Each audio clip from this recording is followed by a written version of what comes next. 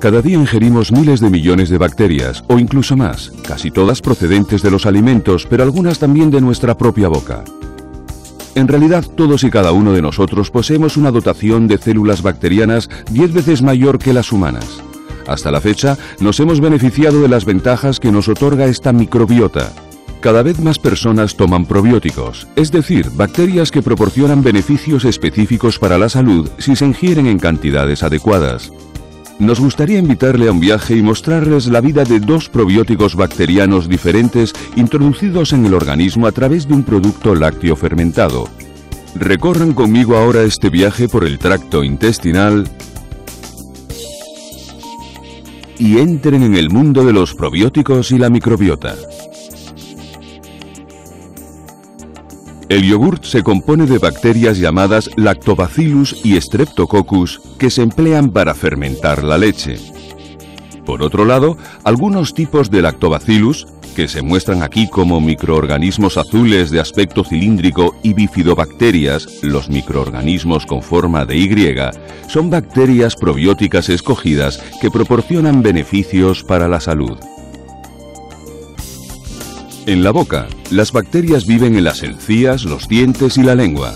Todas las personas tienen cierto grado de placa o caries causada por distintos tipos de los denominados gérmenes o bacterias malos que crecen con rapidez y producen ácidos y enzimas a partir de los alimentos que ingerimos, sobre todo el azúcar.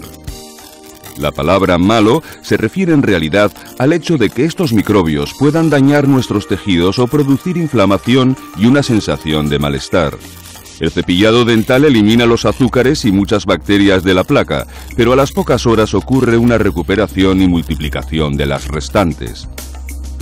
El motivo por el que Lactobacillus y Bifidobacterium suelen conocerse como bacterias buenas es que, por lo común, se consideran inocuas y aportan muchos beneficios para una vida sana, entre otros, la eliminación o destrucción de las bacterias bucales. En la mayoría de los casos, los microorganismos de los alimentos se mezclan dentro de la boca y luego alcanzan el transporte para ir al estómago. El estómago no es un lugar particularmente grato. Cuando comemos, produce grandes cantidades de ácido que protege nuestro organismo y ayuda a digerir los alimentos. El ácido destruye muchas bacterias que ingerimos, incluidas muchas de las enzimas de la leche presentes en los productos lácteos. Sin embargo, algunas bacterias, como los probióticos, Lactobacillus y Bifidobacterium, sobreviven a los efectos del ácido gracias a un escudo protector que se ilustra aquí en forma de halo. Esta protección la confieren la leche y los alimentos. Además, estos probióticos abandonan enseguida el estómago con el componente líquido de la comida. Más de la mitad de la población mundial, y en especial en el continente asiático, aloja en su estómago una bacteria llamada Helicobacter pylori. Algunas cepas de esta bacteria son patógenas. La bacteria se adquiere a partir de distintas fuentes. Por ejemplo, se transmite a partir de agua contaminada. La bacteria puede surcar las paredes del tejido y produce ureasa y una toxina que daña las células, causando úlceras dolorosas y a veces cáncer. El tratamiento antibiótico puede curar algunos casos de colonización por Helicobacter, pero hay veces que la bacteria se resiste a la destrucción o retorna una vez terminado el tratamiento. Las bacterias probióticas ayudan a reducir estos Helicobacter, probablemente atacándolos con armas parecidas a los antibióticos llamadas bacteriocinas, o bien desplazándolos de su lugar. No obstante, para entender este proceso se requiere más investigación. Los microorganismos destruidos, las bacterias probióticas y los microbios fermentadores o supervivientes recorren el intestino y entran en contacto con las sales biliares que destruyen muchos de los microbios fermentadores de la leche. Muchos probióticos resisten a estos efectos nocivos, con lo que sobreviven y continúan su viaje. En la etapa siguiente, las bacterias llegan al intestino delgado.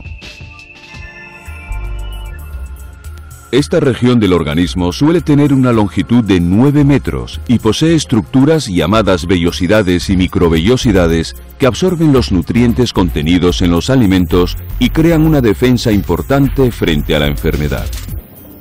El intestino delgado aloja a miles de millones de bacterias, la microbiota, entre otras, bifidobacterias y lactobacilos, que contribuyen decisivamente a nuestra salud al digerir los alimentos, combatir las bacterias malas y modular la respuesta inmunitaria.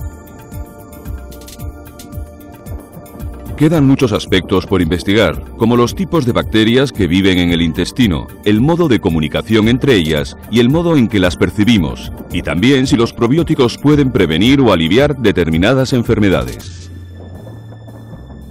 El organismo dispone de complejos sistemas que vigilan en todo momento lo que sucede a su alrededor y las bacterias o moléculas que lo atraviesan. Puede detectar los microorganismos de naturaleza buena, pero aún así segrega un anticuerpo denominado IgA secretora que detecta cualquier bacteria o virus malo en el medio. Si una persona ingiere demasiadas bacterias malas de una vez, por ejemplo con una comida contaminada, las bacterias probióticas actúan de concierto con las defensas intestinales, impidiendo que las bacterias malas dañen al anfitrión.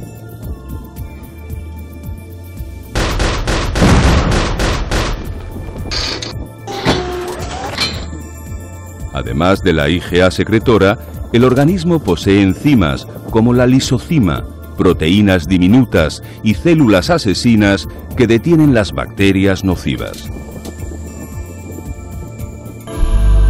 Las células calciformes y epiteliales del intestino delgado producen moco, además de factores solubles llamados glucoconjugados que participan en las defensas intestinales. En esta ilustración, el intestino se encuentra, sin embargo, inflamado. El proceso de inflamación y el modo en que es combatido por las bacterias probióticas no está totalmente aclarado, pero trataremos de explicar algunas partes del mismo con dos diagramas diferentes.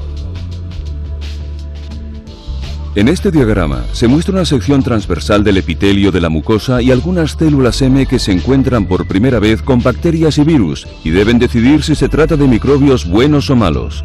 Las células M transportan las bacterias hasta las líneas defensivas del anfitrión, entre otras las células dendríticas, los macrófagos, los linfocitos T y B y las células plasmáticas.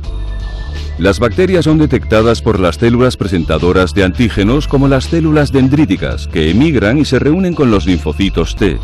Estos maduran después produciendo una respuesta Th1, liberación de citocinas inflamatorias, y L8 o Th2, reacción alérgica, o acaban transformándose en linfocitos T reguladores, mantenimiento de la homeostasis.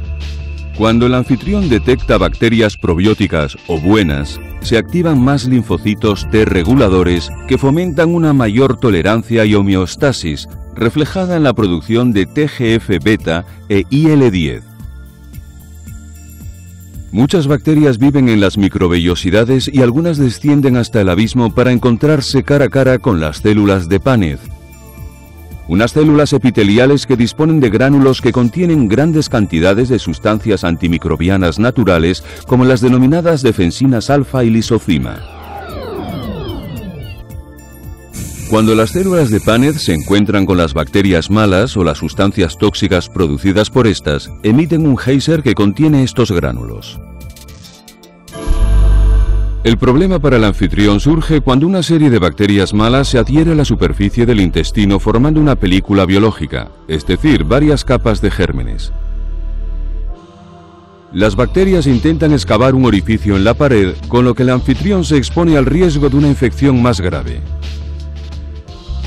Se ha demostrado, en diversos estudios, que algunas bacterias probióticas pueden modificar este proceso al restablecer o mantener una barrera intestinal hermética e impedir que las bacterias malas invadan al anfitrión. Las bacterias probióticas se pueden multiplicar durante su tránsito por el intestino. Algunas se quedan rezagadas durante unos días, pero la mayoría continúa su viaje junto con los alimentos que prosiguen su digestión.